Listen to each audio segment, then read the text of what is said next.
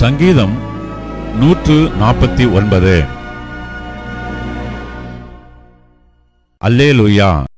கர்த்தருக்கு புதுப்பாட்டை பாடுங்கள். பரிசுத்தவான்களின் சபையிலே அவருடைய துதி விளங்குவதாக. இஸ்ரவேல் தன்னை உண்டாக்கினவரில் மகிழவும், சீயோன் குமாரர் தங்கள் ராஜாவில் களி கூறவும் கடவர்கள்.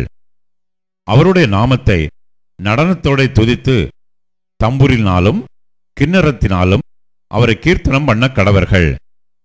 கர்த்தர் தம்முடைய ஜனத்தின் மேல் பிரியம் வைக்கிறார். சாந்த குணம் உள்ளவர்களை ரட்சிப்பினால் அலங்கரிப்பார். பரிசுத்தவான்கள் மகிமையோட களி கூர்ந்து தங்கள் படுக்கைகளின் மேல் கெம்பீரிப்பார்கள்.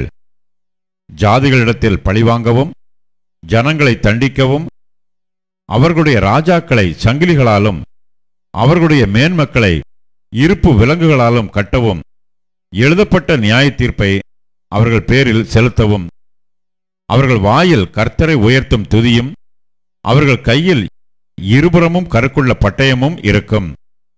இந்த கனம் அவருடைய பரிசுத்தவான்கள் யாவருக்கும் உண்டாகும். அல்லேலூயா.